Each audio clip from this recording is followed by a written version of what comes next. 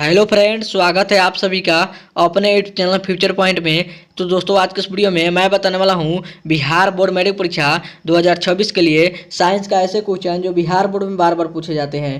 तो इस वीडियो को शुरू से अंत तक देखिएगा, इस वीडियो को कहीं से स्किप मत कीजिएगा। और यदि दोस्तों अगर आप इस चैनल पर पहले बार आए हैं, चैनल को सब्सक्राइब कर लीजिएगा और वीडियो को लाइक जरूर कीजिएगा। तो चलिए स्टार्ट करते हैं आज का वीडियो। तो दोस्तों, यहाँ पे आपका पहला क्वेश्चन है, संतरा व नींबू में कौन सा अम्ल पाया जाता है। आपका क्वेश्चन है, संतरा व नींबू में कौन सा अम्ल पाया जाता है। तो याद रखिएगा, सिट्रिक अम्ल पाया जाता है। कौन सा अम्ल पाया जाता है, तो सिट्रिक अम्ल पाया जाता है। याद रखिएगा, ये भी क्वेश्चन बहुत ज़्यादा इंपॉर्टेंट है बोर्ड एग्जाम 2026 के लिए। आगे बढ़ते हैं अगले प्रश्न की ओर। तो दोस्तों, यहाँ पे आपका अगला प्रश्न है, निषेचन के फलस्वरूप निर्माण होता है। तो बताइए कहाँ पे होता है। आपके क्वेश्चन है, निषेचन के फलस्वरूप निर्माण होता है। तो याद रखिएगा, युग्मज में होता है। कहाँ पे होता है, तो युग्मज का होता है। यहाँ पे आपका ई ऑप्शन राइट आंसर होगा। आगे बढ़ते हैं अगला प्रश्न को। तो दोस्तों, यहाँ पे आपका अगला प्रश्न है, उत्तल दर्पण से प्रतिबिंब सदैव बनता है। तो बताइए कैसा बनता है। आपका क्वेश्चन है, उत्तल दर्पण से प्रतिबिंब सदैव बनता है। तो बताइए कैसा बनता है। तो याद रखिएगा, यहाँ पे ध्रुव तथा फोकस के बीच में बनता है। कहाँ पे बनता है,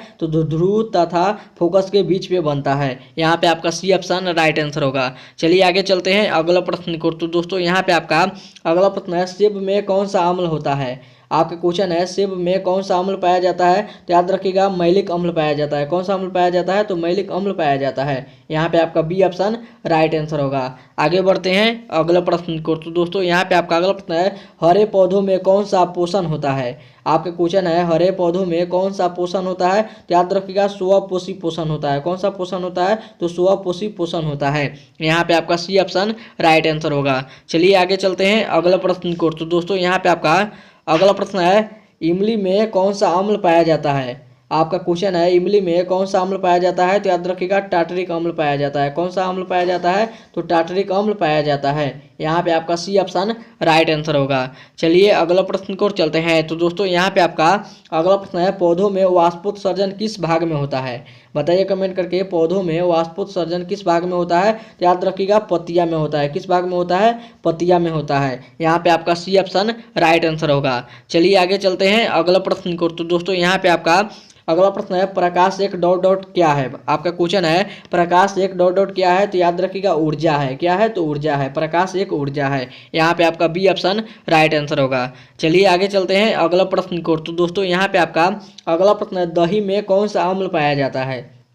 आपका क्वेश्चन है, दही में कौन सा अम्ल पाया जाता है। तो याद रखिएगा, लैक्टिक अम्ल पाया जाता है। कौन सा अम्ल पाया जाता है, तो लैक्टिक अम्ल पाया जाता है। यहाँ पे आपका डी ऑप्शन राइट आंसर होगा। चलिए आगे चलते हैं अगला प्रश्न को। तो दोस्तों, यहाँ पे आपका अगला प्रश्न है, निम्न में से किसमें वहाँ निषेचन होता है। आपका क्वेश्चन है, निम्न में से किसमें वहाँ निषेचन होता है। बताइए कमेंट करके, किसमें होता है। याद रखिएगा, मेढक में होता है। कहाँ पे होता है, तो मेढक में होता है। यहाँ पे आपका ई ऑप्शन राइट आंसर होगा। चलिए आगे चलते हैं अगला प्रश्न को। तो दोस्तों, यहाँ पे आपका अगला प्रश्न है, टमाटर में कौन सा अम्ल पाया जाता है। बताइए कमेंट करके, टमाटर में कौन सा अम्ल पाया जाता है। तो याद रखिएगा, ऑक्जेलिक अम्ल पाया जाता है। कौन सा अम्ल पाया जाता है, तो ऑक्जेलिक अम्ल पाया जाता है। यहाँ पे आपका ई ऑप्शन राइट आंसर होगा। चलिए आगे चलते हैं अगला प्रश्न को। तो दोस्तों, यहाँ पे आपका अगला प्रश्न है, कीटों में प्रमुख श्वसन अंग है। आपका क्वेश्चन है, कीटों में प्रमुख श्वसन अंग है। तो बताइए क्या है। तो याद रखिएगा, ट्रैकिया है। क्या है, तो ट्रैकिया है। यहाँ पे आपका सी ऑप्शन राइट आंसर होगा।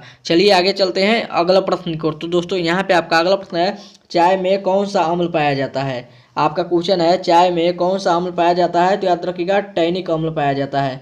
कौन सा अम्ल पाया जाता है, तो टैनिक अम्ल पाया जाता है। यहाँ पे आपका डी ऑप्शन राइट आंसर होगा। चलिए अगला प्रश्न को चलते हैं। तो दोस्तों, यहाँ पे आपका अगला प्रश्न है, मनुष्य में आयोडीन के कमी से कौन सा रोग होता है। आपका क्वेश्चन है, मनुष्य में आयोडीन के कमी से कौन सा रोग होता है। तो याद रखिएगा, घेंघा रोग होता है। कौन सा रोग होता है, तो घेंघा रोग होता है। यहाँ पे आपका डी ऑप्शन राइट आंसर होगा। चलिए अगला प्रश्न को चलते हैं। तो दोस्तों, यहाँ पे आपका अगला प्रश्न है, उत्तल दर्पण द्वारा बना प्रतिबिंब होता है। तो बताइए कैसा होता है। आपका क्वेश्चन है, उत्तल दर्पण द्वारा बना प्रतिबिंब कैसा होता है। तो याद रखिएगा, हमेशा सीधा होता है। कैसा होता है, तो हमेशा सीधा होता है। यहाँ पे आपका ई ऑप्शन राइट आंसर होगा। चलिए अगला प्रश्न को चलते हैं। तो दोस्तों, यहाँ पे आपका अगला प्रश्न है, लाल चींटी में कौन सा अम्ल पाया जाता है। आपका क्वेश्चन है लाल चींटी में कौन सा अम्ल पाया जाता है, तो याद रखिएगा फॉर्मिक अम्ल पाया जाता है। कौन सा अम्ल पाया जाता है, तो फॉर्मिक अम्ल पाया जाता है। यहाँ पे आपका ई ऑप्शन राइट आंसर होगा। चलिए आगे चलते हैं अगला प्रश्न को। तो दोस्तों यहाँ पे आपका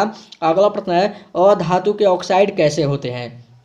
आपका क्वेश्चन है अधातु के ऑक्साइड कैसे होते हैं, तो याद रखिएगा अम्लीय होते हैं। कैसे होते हैं, तो अम्लीय होते हैं। और धातु के ऑक्साइड क्षारीय होते हैं, साथ में इसको भी याद रखना है। चलिए अगला प्रश्न को चलते हैं। तो दोस्तों यहाँ पे आपका अगला प्रश्न है सिरका में कौन सा अम्ल पाया जाता है। आपका क्वेश्चन है सिरका में कौन सा अम्ल पाया जाता है, तो याद रखिएगा एसिटिक अम्ल पाया जाता है। कौन सा अम्ल पाया जाता है, तो एसिटिक अम्ल पाया जाता है। यहाँ पे आपका बी ऑप्शन राइट आंसर होगा। चलिए अगला प्रश्न को चलते हैं। तो दोस्तों यहाँ पे आपका अगला प्रश्न है चुंबकीय क्षेत्र का मान कहाँ अधिक होता है। आपका क्वेश्चन है चुंबकीय क्षेत्र का मान कहाँ अधिक होता है, तो याद रखिएगा ध्रुवों पर होता है, यानी कि बीच में सबसे अधिक चुंबकीय क्षेत्र का मान सबसे अधिक बीच में होता है, यानी कि ध्रुवों पर होता है। चलिए अगला प्रश्न को चलते हैं। तो दोस्तों यहाँ पे आपका अगला प्रश्न है प्राथमिक रंग कौन सा है, बताइए कमेंट करके प्राथमिक रंग कौन सा है। तो याद रखिएगा प्राथमिक रंग लाल भी है, नीला भी है, हरा भी है, इसलिए यहाँ पे आपका डी ऑप्शन राइट आंसर होगा। तीनों है, यहाँ पे आपका डी ऑप्शन राइट आंसर होगा। और ये था आपका वीडियो का लास्ट क्वेश्चन।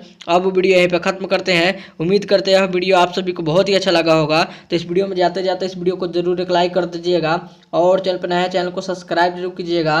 तब तक मिलते हैं अगला वीडियो में, तब तक bye bye, thank you for watching. मिलते हैं अगले वीडियो में।